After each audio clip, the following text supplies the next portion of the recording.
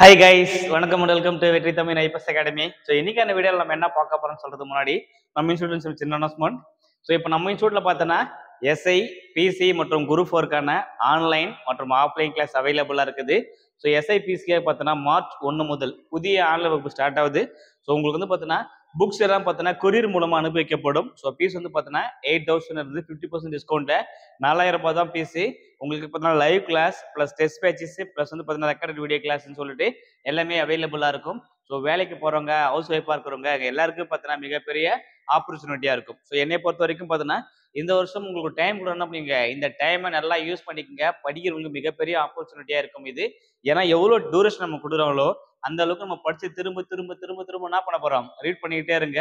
ஒரு விஷயத்த எத்தனை வாட்டி ரீட் பண்றோன்றத பொறுத்து தான் இது அந்த எந்த அளவுக்கு நம்ம குயிக் ஆகுதுன்னு அர்த்தம். ஃபார் எக்ஸாம்பிள், ஒரு கொஸ்டின் பார்த்தோன்னே மெமரி, நிறைய கொஸ்டின் நிறைய வாட்டி திரும்ப திரும்ப மெமரி பண்ணி வச்சிருப்போம். அது பார்த்தோன்னா என்ன பண்ண தேவையில்ல, அந்த கொஸ்டின் படிக்கவே தெரியல, அந்த கொஸ்டின் பார்க்கும்போது ஆன்சரை டிக் பண்ணிட்டு போய்கிட்டே இருப்பேன்.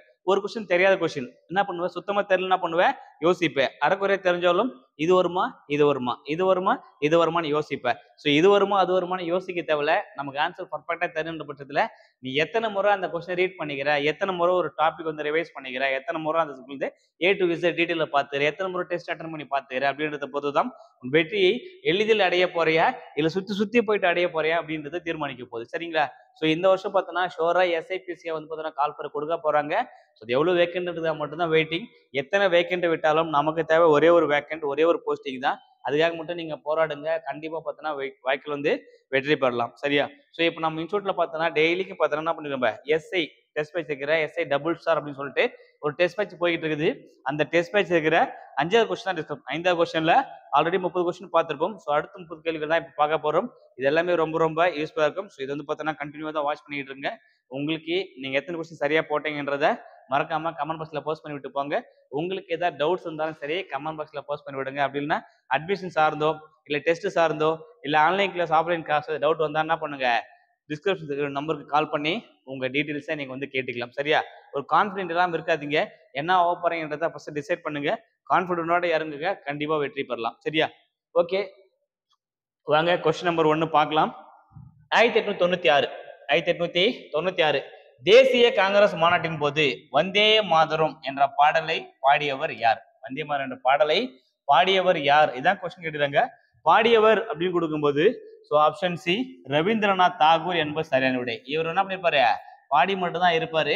இந்த வந்தே மாதரம் பாடலை எழுதியவர் யாருன்னு சொல்லும்போது பங்கிம் சந்திர சட்டர்ஜி. பங்கிம் சந்திர சட்டர்ஜி அனந்த மடம் என்ற நாவல் தழுவிட்டு இருப்பாங்க, அது வந்து எழுதியிருப்பாரு. அப்ப எழுதியவர் அப்படின்னு கேட்டாங்க, இவர் தான். சரிங்களா? ஏன்னா கொஸ்டின் சின்ன டெஸ்ட் தான். எழுதியவர் அப்படின்னு கேட்கும் போது பங்கிம் சந்திர சட்டர்ஜி, பாடியவர் அப்படின்னு கேட்கும்போது ரவீந்திரநாத் தாகூர். இவர் வேற என்ன பண்ணிருப்பாருன்னா, இது வந்து பாத்தீங்கன்னா தேசிய பாடல், இது தேசிய பாடல் அதான் கொடுத்திருப்போம். வந்தே மாதரம் பாடலை தேசிய பாடல். இவர் வந்து பாத்தீங்கன்னா தேசிய கீதத்தை எழுதியவர் மற்றும் பாடியவர். தேசிய கீதம் ஜனகன மனகன் பாடுவோம், அதை பாடணும் தான் அவர் தான், எழுதியதும் அவர் தான். சரிங்களா? அடுத்து பிதிமாரி வெங்கட சுப்பாராவ் அப்படின்னு சொல்லும்போது தேசிய உரிமைப்பாட்டு உறுதிமொழி. நம்ம இப்படி பண்ணி சொல்லியிருப்போம்ல, இந்தியர் யாரும் என் உடன் பிறந்தோர், இந்தியர் யாரும் பார்த்தினாக்கா என் உடன் பிறந்தோர் பாடியிருப்பாங்கல்ல. ஸோ இந்த உறுதிமொழி கூர்ந்து யாருன்னு பார்த்தினாக்கா பிதிமாரி வெங்கட சுப்பாராவ் அவர்கள். இவர் வந்து பார்த்தீங்கன்னா தேசிய உறுதிப்பாட்டு உறுதிமொழி, சரியா, உறுதிமொழி கொடுத்துருப்போம். இந்தியர் யாரும், இந்தியாவின் தாய் திருநாடு, இந்தியர் யாரும் உடன் பிறந்தோர் அப்படின்னு நம்ம சொல்லிட்டு ஸ்டார்ட் பண்ணி இதை பாடியிருப்போம். அது வந்து தேசிய ஒருமைப்பாட்டு உறுதிமொழி. அது புரியுன்னு சொல்லும்போது பிதிமாரி வெங்கட சுப்பாராவ் அவர்கள். சரிங்களா? மகாத்மா காந்தி சொல்லும்போது தேசப்பிதா. தேசப்பிதா எல்லாருக்குமே தெரியும். அவருடைய பிறந்த நாளான அக்டோபர் 2 என்ன நினைப்பாங்க, அகிம்சை தினமாக, சர்வதேச அகிம்சை தினமாக கொண்டாடிட்டு வராங்க. சரிங்களா? ஓகே, அடுத்து போலாம். கொஸ்டின் நம்பர் 32 பொறுத்துக. இது வந்து பார்த்தோன்னா இந்த பக்கம் மாநிலங்கள் அதோடைய நடனங்கள் இந்த பக்கம் நடனங்களை கொடுத்துக்கிறாங்க. சரிங்களா? ஸோ பார்த்தலாம். கேரளா அப்படின்னு கொடுக்கும்போது ஸோ தெய்யம், மோகினி அதெல்லாம் அந்த மாதிரி போயிருப்பாங்க. குஜராத் அப்படின்னு கொடுக்கும்போது கார்பா தாண்டியா. குஜராத்னா கார்பா தாண்டியா அப்படின்னு போயிருப்பாங்க. அப்போ தெய்யம், மோகினி ஆட்டம், கதகளி இது எல்லாமே கேரளா. ஸோ ஃபர்ஸ்ட் 1 வரப்போகுது. அப்போ இது ரிஜெக்ட், இது ரிஜெக்ட். 1 ஏவா அல்லது பின்னு பார்க்கணும். ஸோ அடுத்து குஜராத் கொடுக்கும்போது கார்பா தாண்டியா, இது குஜராத்தோட புகழ்பெற்ற நடனங்கள். 1 அடுத்து 4, அப்போ இதுவும் ரிஜெக்ட். ஸோ ஆப்ஷன் பி 1 4 3 2 என்பது சரியான விடை. சரிங்களா?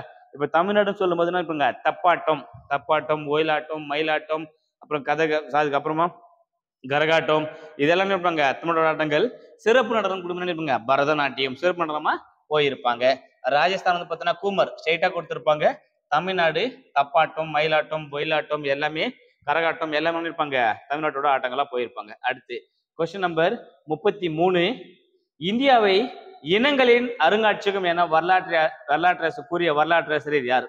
இந்தியாவை இனங்களின் அருங்காட்சியகம் அப்படின்னு போயிருப்பாங்க. பல இனங்களின் அருங்காட்சியகம் என்று கூறியவர் யார் சொல்லும்போது B.A. ஸ்மித் அவர்கள் கூறியிருப்பார்.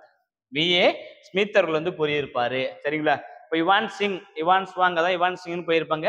இவான் ஸ்வாங் அப்படின்னு போகும்போது புனித பயணிகளின் இளவரசர் தான் வந்து பார்த்தோன்னாக்கா இவரு வந்து பார்த்தா CUK அப்படின்ற ஒரு நூல் எழுதியிருப்பாங்க. நூல் வந்து பார்த்தோன்னாக்கா காஞ்சியை பற்றியும் இந்தியாவை பற்றியும் அது பார்த்தீங்கன்னா குப்தர்களை பற்றிய குறிப்புகளை வந்து குறிப்பிட்டிருப்பாரு. கௌடில்யர் அப்படின்னு கொடுக்கும்போது அர்த்த சாஸ்திரம், கௌடில்யர் கொடுக்கும்போது அர்த்த சாஸ்திரம் நூலை எழுதியிருப்பாரு. சாணக்கியர் என்றும் அழைக்கப்படுது. கௌடில்யர் அல்லது சாணக்கியர்னு போயிருப்பாங்க. இந்த காளிதாசன் சொல்லும்போது குப்தர் அவையில் வந்து பார்த்தீங்கன்னா ஒரு அவைக்கல புலவரா இருந்தார். குப்தர் அவையில அவைக்கல புலவரா இருந்திருப்பாரு. இவரும் இருப்பாரு. இவருடைய புகழ்பெற்றன்னு சொல்லும்போது சாகுந்தலம் அப்படின்னு சகுந்தலா அப்படின்னு சொல்லுவாங்க. சாகுந்தலம் நூலை வந்து எழுதியிருப்பாரு. சரிங்களா? அடுத்து கொஸ்டின் நம்பர் 34. அட்லாண்டிக் பெருங்கடலையும் மத்திய தரைக்கடலையும் இணைக்கும் நீர் சந்தி.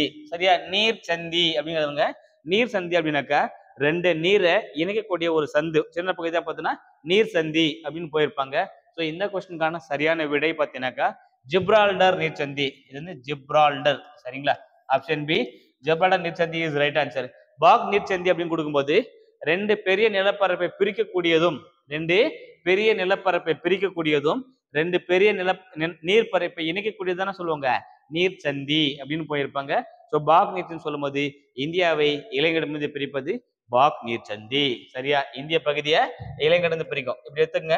ஸோ இது வந்து பார்த்தீங்கன்னா இந்தியாவோட கீழ் பார்த்தீங்கன்னா இந்த பண்ணி இருப்பாங்க இலங்கை வந்து கீழத்துல இருப்பாங்க. ஸோ இந்தியாவை இலங்கை கேப் இருக்குல்ல இது என்ன நீர்ச்சந்தி சொல்லும் போது இதானது பாக் நீர்ச்சந்தி அப்படின்னு போயிருப்பாங்க. சரிங்களா? ஓகே, அடுத்து பார்க்கலாம். Question number 35. உலகின் நீளமான மலைத்தொடர் எது? உலகின் நீளமான மலைத்தொடர் கொடுப்பாங்க. ஏன்னா கடல்கள் 5 டிவைட் பண்ணிருப்பாங்க, கண்டங்களை 7 வகைப்படுத்திருப்பாங்க. அந்த 7 கண்டத்துல உலகிலே ரொம்ப லென்த்தாக இருக்கு எது நிலத்துன்னு சொல்லும் போது தென் அமெரிக்கா காணப்படுகின்ற ஆன்டிஸ் மலைத்தொடர். தென் அமெரிக்கா ஆன்டிஸ் மலைத்தொடர் தான் அது உலகில் காணப்படுகின்ற மிக நீளமான மலைத்தொடர். சரிங்களா? ஓகே, ராக்கி மலைத்தொடர் சொல்லும் போது வட அமெரிக்கால ராக்கி மலைத்தொடர், ஆரவல்லி மலைத்தொடர் சொல்லும் போது இந்தியாவில் காணப்படுறது. அதுக்கு பார்த்தீங்கன்னா காகசஸ் மலைத்தொடர் இது எங்க காணப்படுது? காகசஸ் மலைத்தொடர் எங்க காணப்படுறது? உங்களுக்கு தெரிஞ்ச கமெண்ட் பாக்ஸ்ல ஆன்சர் பண்ணி விடுங்க. சரிங்களா? ஓகே, அடுத்த கொஸ்டின் பார்க்கலாம். Question number 36. உலகின் மிகப்பெரிய நீர்த்தேக்கம், உலகின் மிகப்பெரிய டேம் எது அப்படின்னு கேட்கறாங்க. சரியா? நீர்த்தேக்கம்னா நீர் அணை அதுதான் கொடுத்திருப்பாங்க. முப்பள்ளத்தாக்கு அணை இது இங்கிலீஷ் பார்த்தீங்கன்னா திரிகார்ஸ் அணை அப்படின்னு கொடுத்திருப்பாங்க. சீனா திரிகார்ஸ் அணை வந்து சீனாவில் காணப்படுதான் திரிகார்ஸ் அணை போயிருப்பாங்க. இதுதான் உலகின் நீளமான அணை தேக்கம். அடுத்த கொஸ்டின் போலாம். Question number 37. மெரிடியன் என்ற சொல் டேஷ் மொழியிலிருந்து வந்தது. மெரிடியன்கள் அப்படின்னு கொடுத்திருப்பாங்க. அல்லது பார்த்தோன்னாக்கா தீர்க்க கோடுகள் தான் சொல்லுவாங்க மெரிடியன்கள் என்று அழைக்கப்படுகிறது. ஸோ இந்த கொஸ்டினுக்கான சரியான விடை option B Latin is right answer. Latin மொழியிலிருந்து பெறப்பட்டது மெரிடியன் அப்படின்னாக்கா லத்தீன் மொழி சொல். இதுதான் இருப்பாங்க தீர்க்க கோடுகள் அப்படின்னு போயிருப்பாங்க. சரிங்களா? பன்னாட்டு தேதி கோடு போற மாதிரி எடுத்துட்டு போயிருப்பாங்க. அடுத்த கொஸ்டின் 38. ராயல் வானிலை ஆய்வு மையம் அமைந்துள்ள இடம் எது? ராயல் வானிலை ஆய்வு மையம் அமைந்துள்ள இடம் சொல்லும்போது கிரீன்விச், லண்டனுக்கு அருகே காணப்படுகின்ற இங்கிலாந்துல ராயல் வானிலை மையம் கிரீன்விச் என்னும் இடத்தில் அமைந்துள்ளது. இது வந்து பார்த்தீங்கன்னா 0 டிகிரி தீர்க்க கோடு. இப்படி போகும்போது இந்த பக்கம் வரைந்த கிழக்கு மேற்காக வரையப்பட்ட கோடுகள் வந்து அச்ச கோடுகள், வடக்கு தெற்காக வரையப்பட்ட கற்பனை கோடுகள் தான் தீர்க்க கோடுகள் சொல்லுவாங்க. இது 0 டிகிரி தீர்க்க கோடு. இது எங்க போகுது? இங்கிலாந்து இருக்கிற லண்டன் பக்கத்துல கிரீன்விச் என்னும் இடத்துல போவதால இது கிரீன்விச் தீர்க்க கோடு, 0 டிகிரி தீர்க்க கோடு என்று அழைக்கப்படுகிறது. சரிங்களா? ஓகே, அடுத்து பாருங்க. Question number 39. புவியின் மையத்தில் டேஷ் காணப்படும் அச்சக்கோடு நில நடுக்கோடுகள் ஆகும். எந்த டிகிரின்னு கேட்பாங்க? 0 டிகிரி அச்சக்கோடு. 0 டிகிரி காணப்படும் அச்சக்கோடு தான் சொல்லுவாங்க நில நடுக்கோடு அப்படின்னுவாங்க. இது வந்து பெரு வட்டம் அப்படின்னு அழைப்பாங்க. பெரு வட்டம் என்றும் அழைக்கப்படுது. ஈக்வேட்டர் அப்படி இங்கிலீஷ்ல கொடுப்பாங்க. அப்படி இல்லைனாக்கா இது வந்து பூமத்திய ரேகை அப்படின்னு கொடுத்துருவாங்க. மத்திய பூமி வந்து பார்த்தீங்கன்னா 2ஆம் மத்தியம் பிரிச்சு போற கோடு தான் பூமத்திய ரேகைன்னு சொல்லுவாங்க.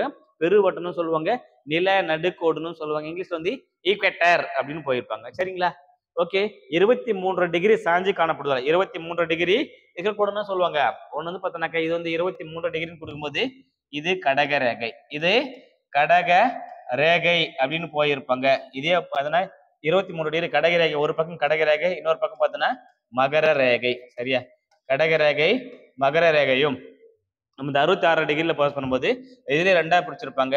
ஒன்னு வந்து பார்த்தோன்னா ஆர்டிக் வட்டம், ஒன்னு வந்து ஆர்டிக் வட்டம் என்றும், இன்னொன்னு பார்த்தீங்கன்னா அண்டார்டிக் வட்டம் அப்படின்னு சொல்லிப்பாங்க. ஆர்டிக் ரேகை அண்டார்டிக் வட்டம் அப்படின்னு போயிருப்பாங்க. இது வந்து பார்த்தீங்கன்னா 90 டிகிரி எடுக்கும்போது அந்த துருவ பகுதி, அந்த துருவ பகுதி வட துருவம் 90 டிகிரி, தென் துருவம் 90 டிகிரி, நடுக்கோடு ஒண்ணு, மொத்தமா 181 கோடுகளை கொண்டதுதான் எது அச்சக்கோடுகள் அப்படின்னு போயிருப்பாங்க. சரிங்களா, ஓகே. இந்த 23 டிகிரி சாய்ந்து காணப்படுவதுதான் என்ன பண்ணப்படுறது, பருவ கால மாற்றம் ஏற்படுகிறது. பருவ கால மாற்றம் ஏற்படுகிறது.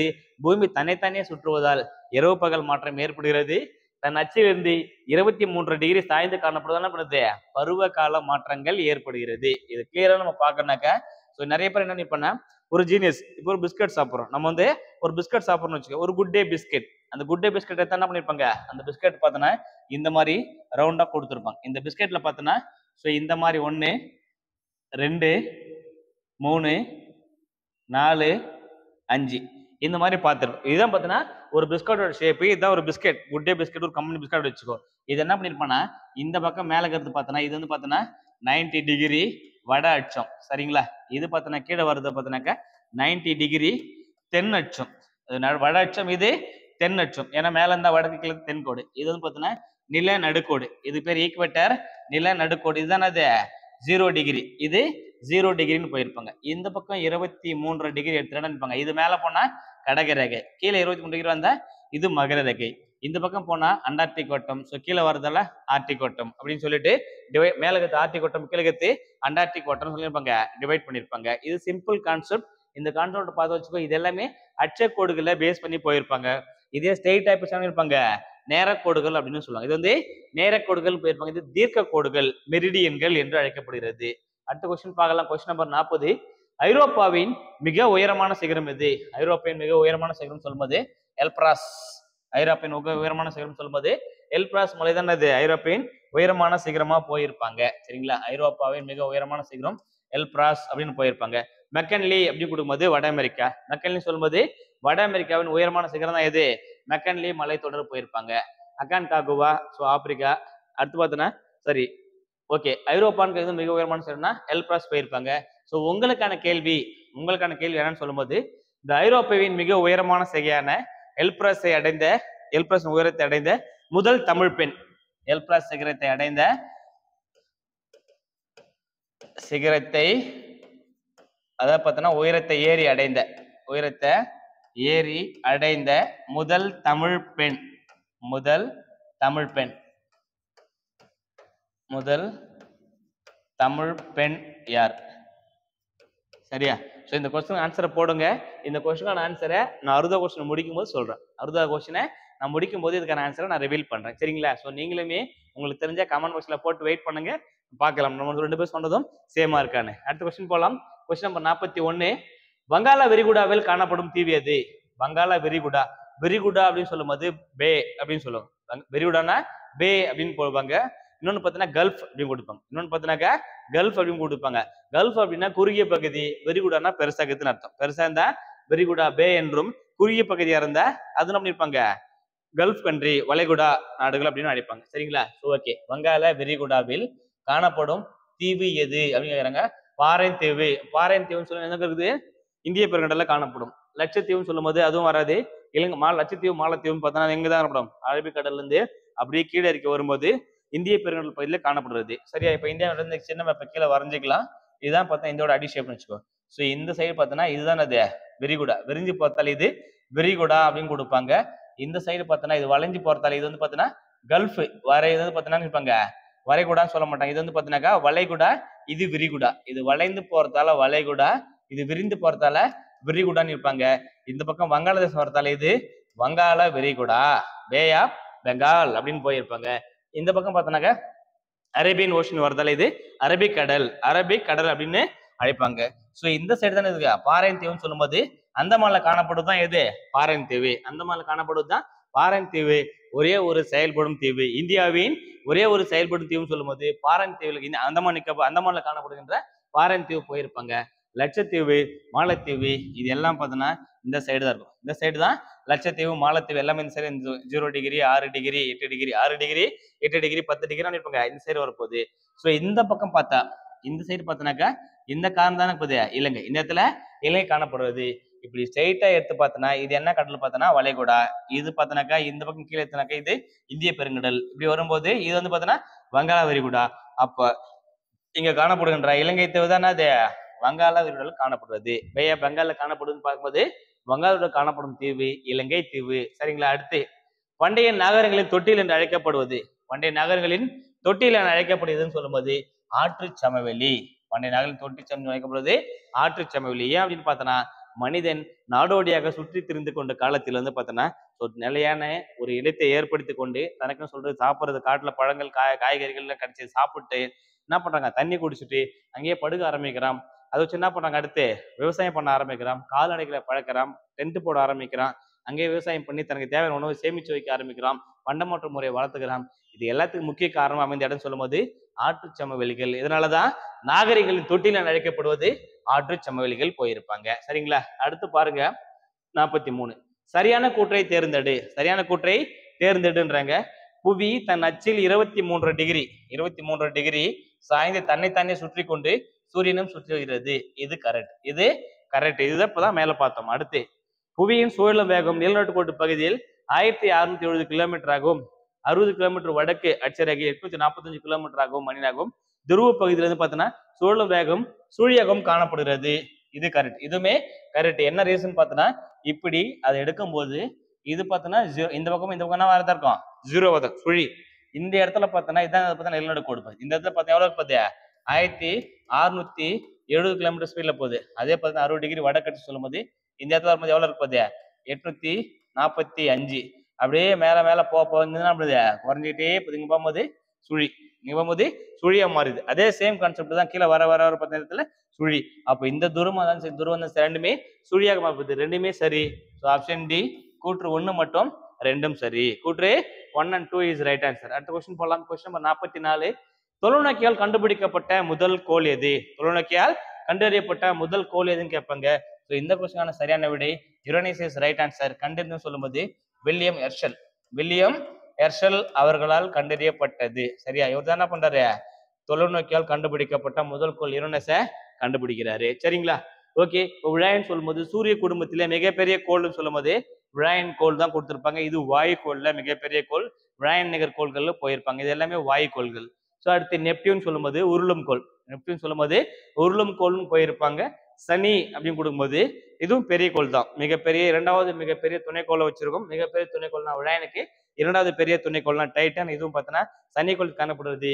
இதன் அடர்த்தி பார்த்தோன்னா பூமியை காட்டிலும் குறைவாக இருக்கும். பூமியை காட்டிலும் குறைவாக இருக்கின்ற காரணத்தினால் இது என்ன பண்ணுது சனிக்கோள் வந்து பார்த்தோன்னா நீரில் மிதக்க முடியும். அப்ப நீரில் மிதக்கும் கோள் என்று அழைக்கப்படுவது சனி அப்படின்னு போயிருப்பாங்க. இது மஞ்சள் நிற கோள் அப்படின்னும் அழைப்பாங்க. சரிங்களா? அடுத்து போலாம். Question number 45. விழாயன் கோள் எத்தனை துணைக்கோளை கொண்டுள்ளது? விழாயன் கோள் எத்தனை துணைக்கோளை கொண்டுள்ளது? 67, 6, 68. 67, 6, 68. பேஸ்ட் அந்த ஆப்ஷன் தான் நம்ம ஆன்சர் போட போறோம். சரிங்களா? அடுத்த கொஸ்டின் போலாம். இருக்கிற இதுலயே பார்த்தோன்னா துணைக்கோள் அதிகமாக கொண்ட கோள்னாக்க விழாயன் தான். சூரிய குடும்பத்திலே அதிக துணைக்கோள் கொண்ட கோளும் பார்த்தோன்னா விழாயன் தான். மிகப்பெரிய துணைக்கோள் சொன்னாலும் விழாயனோட கேனிமேட் தான் கொடுத்திருப்பாங்க. அது மாதிரி சூரிய குடும்பத்திலே மிகப்பெரிய கோள் கட்டாலும் விழாயன் தான். பெரிய கோள் அதுதான், பெரிய துணைக்கோள் தான், அதிக துணைக்கோள் அதுதான் வச்சிருக்கோம். சரிங்களா? ஓகே. அடுத்து பாருங்க. இலைய நார்களுக்கு உதாரணம் தருக. இலையே என்னவா இருக்குமா நாரா இருக்கும். இலையாதே நாரா இருக்கிறதுக்கு எடுத்துக்காட்டு கொடுங்க கேட்குறாங்க. ஸோ எடுத்துக்காட்டு சொல்லும் போது ஆப்ஷன் பி கற்றாழை. கற்றாழை நம்ம எல்லாம் பார்த்துருப்போம். ஆலோவேரா. அந்த ஆலோவேரானா இருக்கும் பார்த்தோன்னா அது வந்து பார்த்தோன்னா இலை வெளியே வருது. அந்த இலையை அப்படியே தாங்குது நாரா தான் இருக்கும். ஸோ இலை நார்கள் எடுத்துக்காட்டு சொல்லும் போது கற்றாழை போயிருப்பாங்க. சரிங்களா? ஓகே. அடுத்து பாருங்க. இலவம் பஞ்சு அப்படின்னு கொடுக்கும்போது பார்த்தீங்கன்னா அது வந்து பார்த்தீங்கன்னா தோல் மட்டும் தான். அது ஒரு பஞ்சு வெடிக்கும் போது தானே போகுது பஞ்சு வெளியே வருது. அது வந்து இலவம் வருது. அடுத்த கொஸ்டின் பாருங்க 47. திட கழிவுகள் மேலாண்மை விதிகள் SWM கொடுத்திருப்பாங்க. எந்த ஆண்டு உருவாக்கப்பட்டது? திட கழிவு மேலாண்மை வந்து எந்த ஆண்டு உருவாக்கப்பட்டது அப்படின்னு கேட்குறாங்க. ஸோ இந்த கொஸ்டினுக்கான சரியான விடை ஆப்ஷன் சி 2016 உருவாக்குறாங்க. 2016 உருவாக்குறாங்க. ஸ்வச் பாரத் அப்படின்னு கொடுக்கும்போது 2015. ஸ்வச் பாரத் வந்து 2015 உருவாக்குறாங்க. 2014 என்ன பண்றாங்க? ஸோ இந்த வந்து திடக்கழிவு மேலாண்மை வந்து உருவாக்குறாங்க. சரியா? இது வந்து பார்த்தோன்னா இந்த கான்செப்ட் 2019 என்ன பண்றாங்கன்னா தமிழ்நாட்டில் பிளாஸ்டிக் தடை சட்டம், தமிழ்நாடு மாநில பிளாஸ்டிக் தடை சட்டம், நெகிழி தடை சட்டத்தை 2019 தமிழ்நாட்டில் கொண்டு வராங்க. இந்தியாவில் பார்த்தோன்னா 2022 ஜூலை மாதம் கொண்டு வராங்க. ஜூலை 1 2022, ஜூலை 1 2022 இதுதான் பார்த்தோன்னா இந்தியாவில் பிளாஸ்டிக் தடை சட்டம் கொண்டு வரப்பட்டது. இது தமிழ்நாட்டில் 2019 என்ன பண்ணாங்க? முன்னோடி மாநிலமாக பிளாஸ்டிக் தடை சட்டத்தை கொண்டு வந்திருப்பாங்க. அடுத்த கொஸ்டின் பார்க்கலாம். Question number 48. உடல் திரவத்தின் வேதிய கூட்டமைப்பை ஒழுங்குபடுத்துவது அது. இது வந்து பார்த்தீங்கன்னா உடல் திரவத்தின், சரிங்களா, உடல் திரவத்தின் வேதிய கூட்டமைப்பினை ஒழுங்குபடுத்துவது எது அப்படின்னு கொடுக்கும்போது இந்த கொஸ்டினான சரியான விடை பார்த்தீங்கன்னாக்கா ஸோ ஆப்ஷன் பி சிறுநீரகம். சரிங்களா, இந்த சிறுநீரகம் தான் பார்த்தீங்கன்னாக்கா உடலோட திரவத்தின் வேதிய கூட்டமைப்பு. யூரியா இருக்கிறது, ஆசிடிட்டி இருக்கிறது, ஆசிட், யூரியா, அதுல இருக்கிற வாட்டரு, ஸோ ஹீட் எல்லாத்தையும் என்ன பண்ணும்போது அதுதான் பிரித்து செக்ரிகேட் பண்ணி யூரின் என்ன பண்ணும்போது தனியாக யூரின் வெளியேற்றுது. அது வேர்வை சுரப்பிகள் மூலமும் அந்த யூரின் அதில் இருக்கிற பார்த்தோன்னா உடல் இருக்கிற ஆவி, கெட்ட நீர் எல்லாத்தையும் என்ன பண்ணுவது வெளியேற்றுகிறது. அதே மாதிரி யூரினுமே செக்ரிகேட் பண்ணி தேவையற்ற நீர்களை பார்த்தோன்னா வெளியே தள்ளுது அப்படின்றத பார்க்கணும். சிறுநீரகம் என்பது சரியான விடை. அடுத்த கொஸ்டின் போகலாம். Question number 49. மனிதனின் சராசரி நாடி துடிப்பு, மனிதனின் சராசரி நாடி துடிப்பு எவ்வளவு? இது வந்து பார்த்தோன்னா ஆவரேஜ் அப்படின்னு கொடுத்துருப்பாங்க. நாடி துடிப்பு பாட்டில் கூட பார்த்துருப்பாங்க. பார்வை ஒன்றே போதுமே அப்படின்னு ஒரு படம் இருக்கும். குணால் மோனால் ஆக்ட் பண்ணியிருப்பாங்க. அந்த படத்துல நான் பாட்டு பண்ணியிருப்பாங்க. இதய துடிப்பு 80 நிமிடத்திற்கு 80 அப்படின்னு போயிருப்பாங்க. ஸோ அப்போ என்ன இருப்பாங்க 72 to 80, 72 வந்து 80 வரைக்கும் என்ன பண்ணியிருப்பாங்க சராசரி நாடி துடிப்பா போயிருப்பாங்க. சரிங்களா, அடுத்த கொஸ்டின் பார்க்கலாம். Question number 50. உணவு குழாயின் நீளம் என்ன? உணவு குழாயின் மொத்த நீளம் கொடுக்கும்போது 9 மீட்டர். மொத்த நீளம் வந்து 9 மீட்டர் போயிருப்பாங்க. இதுல சிறுகுடல் வந்து பார்த்தீங்கன்னா அதிக நீளத்தையும் பெருங்குடல் வந்து பார்த்தீங்கன்னா குறைவான நீளத்தையும் பெற்றுக்கும். 6.5 வந்து பார்த்தீங்கன்னாக்கா பெருங்குடல் வந்து சிறுகுடல் வந்து 6.5 மீட்டர் போயிருப்பாங்க. 5 to 6.5 வந்து போயிருப்பாங்க. 2.5 அல்லது 3.5 தான் இருப்பாங்க பெருங்குடல் வந்து எடுத்துட்டு போயிருப்பாங்க. சரிங்களா, அடுத்த கொஸ்டின் போகலாம். Question number 51. செல் சுவர் ஒழுங்கா பார்த்துக்கலாம். செல் சுவர், செல் செவு, உட்கரு, சைட்டோபிளாசம். உட்கரு அப்படின்னு கொடுக்கும்போது செல்லின் கட்டுப்பாட்டு மையம் எது? உட்கரு. ஏதாவது ஒண்ணு தெரியுதான்னு ஃபர்ஸ்ட் பாருங்க. சரியா, என்ன பொறுத்து கொடுத்தாலும் சரி மேக்சிமம் அட்லீஸ்ட் ஒன்னாச்சும் தெரியும், அட்லீஸ்ட் ஒன்னாச்சும் தெரியும். அதை வச்சு ஆன்சர் ஏதாவது போட முடியுமா அப்படின்னு பாருங்க. ஸோ 3வது கொஸ்டின் 2, 3க்கு நேரம் 2 இருக்கணும். இது கிடையாது, இதுவும் கிடையாது. இப்ப இங்கேயும் 2 தாங்குது, இங்கேயும் 2 தாங்குது. கடைசியா இங்கேயும் 1 தான் முடியுது, இங்கேயும் 1 தான் முடியுது. அப்போ 4 நேரம் சைட்டோபிளாசம் என்பது செல்லின் நகரக்கூடிய இந்த குழப்பான பகுதி இருக்குல்ல, அதுதான் பார்த்தோன்னா சைட்டோபிளாசம் கொடுப்பாங்க. இப்போ நம்ம முட்டை உடச்சு பார்த்தா தெரியும், அதுல மஞ்சள் கரு தவிர்த்துட்டு மீதி குழக்கொண்டு வெள்ளக்கரு இருக்குல்ல, அந்த வெள்ளக்கரு தான் எது சைட்டோபிளாசம் என்று அழைக்கப்படுது. அதுக்கு பேரு அல்புமின் அப்படின்னு கொடுத்துருப்பாங்க. சரிங்களா, அடுத்து இப்போ உட்கரும் பார்த்தாச்சு, சைட்டோபிளாசமும் பார்த்தாச்சு. இப்ப இதுவும் கிடையாது, இதுவும் கிடையாது. ஏவா பின்றத ஃபர்ஸ்ட் ஆப்ஷனே நமக்கு வந்து டிசைட் பண்ண போகுது. சரியா, ஃபர்ஸ்ட் ஆப்ஷன் டிசைட் பண்ணும்போது செல் சுவர் அப்படின்றது செல்லை பாதுகாப்பவர். செல் சுவர்னு சொல்லும்போது செல்லை பாதுகாப்பவர் தான் செல் சுவர். செல் செவன் சொல்லும்போது செல்லின் கதவு. செல்லை பாதுகாக்குது, அது திறந்த அடுத்து செல்லோட கதவு. அடுத்து பார்த்தோன்னா நகரும் பகுதி, அது உள்ளதான இருக்குது கட்டுப்பாட்டு மையம் காணப்படுறது. So option A 3, 4, 2, 1 is right answer. 3, 4, 2, 1 is right answer. சரிங்களா, ஓகே, அடுத்த கொஸ்டின் போகலாம். Question number 52. வைரஸால் ஏற்படாத நோய் எது? எல்லா வருடமும் சரி நோய்கள் சார்ந்து கேள்விகள் இடம்பெற்றுக் கொண்டுதான் இருக்கிறது. அது எஸ்ஐ, பிசி, டிஎன்பிசி கணக்கு இல்லை, எல்லா எக்ஸாம்ஸ்லயுமே நோய்கள் சார்ந்து ஷோரா கேள்விகள் இடம்பெற்றுக் கொண்டுதான் இருக்குது. அது வைரஸால் ஏற்படக்கூடிய நோய், பாக்டீரியாவில் ஏற்படக்கூடிய நோய், பூஞ்சைகளால் ஏற்படக்கூடிய நோய்னு சொல்லிட்டு செக்ரிகேட் பண்றாங்க. அந்த வகையில கீழ்கண்ட எந்த நோய் வைரஸால் ஏற்படவில்லை? கல்லீரல் ஒவ்வாமை வைரஸால் ஏற்படக்கூடியது, இளம்பிள்ளை வாதம் அதுவும் வைரஸால் ஏற்படக்கூடியது, போலியோ போடுறாங்க, இன்ஃபுளுன்சா வைரஸ் அப்படின்னு கொடுத்துருப்பாங்க, சளி ஜுரம் கருவி இன்ஃபுளுன்சா, இது எல்லாமே பார்த்தோன்னா வைரஸால் ஏற்படக்கூடியது.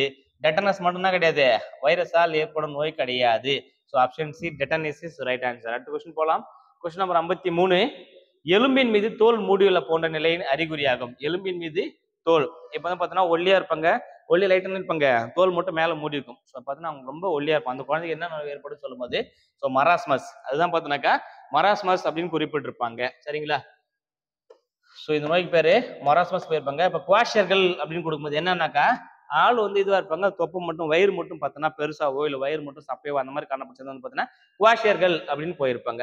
இன்ஃபுளுன்சா அப்படின்னா தெரியும், இப்போ சாதாரண சளி காய்ச்சல் இன்ஃபுளுன்சா வைரஸ் தான் காரணமாக ஆகிறது. அஸ்டியோ மலேசியா, அஸ்டியோ மலேசியான்னு சொல்லும்போது மலேரியா, ஆக்சுவலாக மலேசியா இல்லை, ஆஸ்டியோ மலேரியா அப்படின்னு போயிருப்பாங்க. சரியா? அடுத்த கொஸ்டின் போகலாம். கொஸ்டின் 54. அதிகம் புரதம் உள்ள உணவு இருக்கத்திலே புரோட்டீன் எதுல அதிகமா காணப்படுதுன்னு சொல்லும்போது முட்டையில காணப்படுறது, மீன்ல காணப்படுறது, முளைக்கட்டில காணப்படும். இதை காட்டிலும் எதுல அதிகமா காணப்படுறது அப்படிங்கிறது. ஏன்னா அதிகம் அப்படின்ற வார்த்தை தான் இது எல்லாத்துலயுமே புரோட்டீன் காணப்படுறது. எக் ஒயிட் புரோட்டீன் அப்படின்னுவாங்க, வெள்ளைக்கரு புரோட்டீன் தான், மீன்ல இருக்கிற கொழுப்பு புரோட்டீன் தான். அதுக்கப்புறம் பார்த்தீங்கன்னா புரோட்டீன்ங்கிறது குட் கொலஸ்ட்ரால் இருக்கிறது. முளைக்கட்டை தானியங்கள் விட்டமின் சி, அதுவும் பார்த்தீங்கன்னா கொலஸ்ட்ரால் புரோட்டீன் காணப்படுறது. எல்லாத்தையும் காட்டிலும் சோயாபீன்ஸ் தான் அது அதிகமாக காணப்படுறது. சோயாபீன்ஸ்ல மிக அதிகமாக காணப்படுறது. அடுத்த கொஸ்டின் நம்பர் 55. யூக்ளின் இடப்பெயர்ச்சி உறுப்பு. யூக்ளினா எதன் மூலம் இடப்பெயர்ச்சியை மேற்கொள்கிறது அப்படின்னு சொல்லும்போது யூக்ளின் என்பது தன்னுடைய இரு கசைடை. யூக்ளின் சொல்லும்போது தன்னுடைய இரு கசைகள் தான் நம்மளது ஏற்படுத்தும். ஸோ கசைடை என்பது சரியான விடை. பாரமிஷன் சொல்லும்போது குறுஇழை. பாரமிஷியனா குறுஇழைகள் போயிருப்பாங்க. யூக்ளினா கசையிழை, பாரமிசியம் குறுஇழை, அமீபா, போலிகால்கள், மீன்கள் நீந்துதல். மீன்கள் தவளையால் நீந்துதல் போயிருப்பாங்க. சரிங்களா? இதை பார்த்துங்க. அடுத்து பூவா தாவரத்துக்கு எடுத்துக்காட்டு தருக. பூவா தாவரம். சரியா? இப்ப பூக்குன்னு அடிப்படை ரெண்டாவது எப்படி இருப்பாங்க, ஒன்று பூக்கும் தாவரம், பூவா தாவரம். பூக்களின் அடிப்படையில் தாவரங்கள் இரண்டு வகைப்படும். பூக்கும் தாவரம், பூவா தாவரம். விதைகளின் அடிப்படையில் இரண்டு வகைப்படும். மூடி விதை தாவரம், திறந்த விதை தாவரம் அப்படின்னு போயிருப்பாங்க. சரியா? ஸோ இப்போ அந்த அங்கல பார்க்கும்போது பூவா தாவரத்துக்கு எடுத்துக்காட்டு தருக. பூவா தாவரத்துக்கு எடுத்துக்காட்டு தரும்னு சொல்லும்போது ரிக்ஸியா என்பது பூவா தாவரத்துக்கு எடுத்துக்காட்டு. பாயிண்ட்ஸ் சைக்கஸ் அகேவெல்லாம் கிடையாது. பூவா தாவரம் சொல்லும்போது ரிக்ஸியா இஸ் ரைட் ஆன்சர். அடுத்த கொஸ்டின் போகலாம். கொஸ்டின் 57. இந்தியாவில் மிக நீளமான நதி. இந்தியான்னு கொஸ்டின் கேட்டாங்க. இந்தியான்னு கேட்ட கங்கை தான். இந்தியான்னு கேட்ட கங்கை நதி 2525 2525 kilometre. So option C is right answer. Option C என்பது சரியான விடை. நைல் நதி அப்படின்னு கொடுக்கும்போது உலகின் நீளமான நதி. இது உலகின் நீளமான நதி. சரிங்களா? இது உலகின் நீளமான நதி. உலகின் நீளமான நதின்னு சொல்லும்போது நைல் நதியை குறிப்பிட்டிருப்பாங்க. உலகின் நீளமான நதினா நைல் நதி. உலகின் மிகப்பெரிய நதி, உலகின் மிகப்பெரிய நதி அப்படி கொடுக்கும்போது பெரிய நதி. இது பெரிய நதி அப்படின்னு கொடுக்கும்போது இருப்பாங்க அமேசான் நதியா போயிருப்பாங்க. சரியா? தமிழ்நாட்டை பொறுத்த வரைக்கும் காவிரி. தமிழ்நாடுன்னு கேட்டாங்கன்னா காவிரி தமிழ்நாட்டுல நீளமான நதி. இது தமிழ்நாடு. சரியா? தென்னிந்தியாவில் 3வது நீளமான நதி, தமிழ்நாட்டின் நீளமான நதி காவிரியை கொடுத்திருப்பாங்க. அடுத்த கொஸ்டின் போலாம். கொஸ்டின் 58. விட்டமின் சி குறைபாட்டால் ஏற்படும் நோய். ஜென்ரலா விட்டமின் ஏ அப்படின்னு சொன்னா மாலைக்கண் நோயை கொடுத்திருப்பாங்க. விட்டமின் பி அப்படின்னு சொன்னா பெரி. விட்டமின் சி என்ன பண்ணிருப்பாங்க, ஸ்கர்வி. விட்டமின் டி அப்படின்னு கொடுக்கும்போது ரிக்கெட்ஸ். விட்டமின் இ மலட்டுத்தன்மை. விட்டமின் கே ரத்த உறையாமை. இந்த மாதிரிலாம் பார்த்திருப்போம். ஸோ இதுதான் கேட்குறாங்க. விட்டமின் சி அப்படின்னு கொடுக்கும்போது scurvy. C for scurvy. Rickets அப்படின்னு கொடுக்கும்போது இது டி குறைபாட்டால் ஏற்படக்கூடியது. மாலைக்கண் நோய் அப்படின்னு கொடுக்கும்போது இது விட்டமின் ஏ குறைபாட்டால், ரத்த உறையாமை விட்டமின் கே குறைபாட்டால் ஏற்படக்கூடிய நோயாக கருதப்படுகிறது. சரியா? அடுத்த கொஸ்டின் போலாம். Question number 59. இந்தியாவில் ஒவ்வொருவரும் உருவாக்கும் கழிவுகளின் சராசரி அளவு. இந்தியாவில் ஒவ்வொருவரும் உருவாக்கும் கழிவுகளின் சராசரி அளவு அப்படின்னு கொடுக்கும்போது so option C 0.45 kilogram. 0.45 kilogram என்ன பண்றோம், ஒரு நாளுமே உருவாக்குறோம். So question number 60. கொழுப்பு செல்களில் டேஷ் நீர் உள்ளது. கொழுப்பு செல்கள் சொல்லும்போது எவ்வளவுதான் நீர் காணப்படும்? கொழுப்பு செல்களை பொறுத்த வரைக்கும் 15% தான் நீர் காணப்படும். 15% தான் நீர் காணப்படும். ஸோ மீதி 80% என்ன காணப்படும் பார்த்தோன்னாக்கா கொழுப்பு தான். ஏன்னா அது கொழுப்பு செல்கள்ல செல்கள் அதிகமாக காணப்படும். இப்போ எடுத்துக்காட்டு மூளை. எடுத்துக்காட்டு சொல்லும்போது மூளையை நம்ம எடுக்கலாம். ஸோ இந்த மூளையை யூஸ் பண்ணும்போது நமக்கு எல்லாம் அதிகமாக காணப்படும்னா மூளை வந்து பார்த்தோன்னா ஒரு குழப்பமான திரவ போன்ற பகுதியாக காணப்படும். இதுல இருந்து கொழுப்புகள் அதிகமாக காணப்படும். 85% கொழுப்புகளாலும் 15% திரவத்தை பார்த்தோன்னா நீர் திரவத்தாலும் காணப்படுகிறது. அது மாதிரிதான் அப்போ கொழுப்பு செல்கள் எடுக்கும்போது கொழுப்பு செல் 85%, நீர் அப்படின்னு எடுக்கும்போது 15% காணப்படுகிறது. சரியா? ஸோ உங்களுக்கான கேள்வி, மனித உடலின் சராசரி நீரின் அளவு. மனித உடலில் காணப்படுகின்ற சராசரி நீரின் அளவு. கொஸ்டினுக்கு சரியா புரிஞ்சுக்கணும். நீரின் அளவுன்னு கேட்கல, சராசரி நீரின் அளவு. மனித உடலின் சராசரி நீரின் அளவு. இந்த கொஸ்டினுக்கான ஆன்சரை மறக்காம கமெண்ட் பாக்ஸ்ல போஸ்ட் பண்ணி விட்டுருங்க. மனித உடலின் சராசரி நீரின் அளவு. ஓகே. ஸோ நான் உள்ள ஒரு கொஸ்டின் விட்டுருந்தேன். ஸோ என்ன ஆன்சர் அப்படின்னு பார்க்கலாம். கொஸ்டின் நம்பர் 37 ஆல்ரெடி பார்த்துருப்போம் நம்ம. நான் என்ன சொல்லியிருக்கேன்னாக்கா, இப்ப ஓகே. எவரெஸ்ட் சிகரத்தை எடுத்துக்கோ. எவரெஸ்ட் சிகரத்துல ஸ்டார்ட் பண்றேன் நான் இந்த கான்செப்ட்ட. எவரெஸ்ட் சிகரம் எதுன்னா முதல் பெண் அப்படின்னு கொடுக்கும்போது Junko Tabei. Junko Tabei she's belongs to Japan. அவங்க வந்து ஜப்பான் நாட்டை சார்ந்தவர்கள். அடுத்து இந்தியாவை சார்ந்த நபர் யார் வந்து முதல்ல இமயமலையான 8848 கிலோமீட்டர். ஸோ 8848 மீட்டர் யார் முதல் நடந்து சொல்லும்போது பச்சேந்திரி பால் அப்படின்னு வந்து ரீச் பண்ணியிருப்பாங்க. அடுத்து தமிழ்நாட்டை சார்ந்த நபர் யார் போயிட்டு அந்த இமயமலை யாருன்னு சொல்லும்போது முத்தமிழ் செல்வி அப்படின்னு வந்து எழுதியிருப்பாங்க. இந்த முத்தமிழ் செல்வி அவர்கள் தான் இருப்பாங்க. அதே மாதிரி எல்பிரஸ் ஐரோப்பியின் உயரமான சிகரமான எல்பிரஸ் சிகரத்தை அடைந்த முதல் தமிழ் பெண் சொல்லும்போது முத்தமிழ் செல்வி என்பதே சரியான விடை. சரியா? ஸோ உங்களுடைய ஆன்சரும் என்னுடைய ஆன்சரும் சரியா இருந்துச்சு என்ற பட்சத்துல ஸோ வீடியோக்கு ஒரு லைக்கை போட்டு அப்படியே உங்க ஃப்ரெண்ட்ஸுக்கு இந்த வீடியோவை ஷேர் பண்ணிவிட்டு ஸோ தொடர்ந்து பயணிப்போம் அரசு அதிகாரிகளே. இன்னொரு கண்டென்ட்டோட இன்னொரு வீடியோவில் உங்களை மீட் பண்றோம். அதுடன் தேங்க்யூ ஸோ மச்.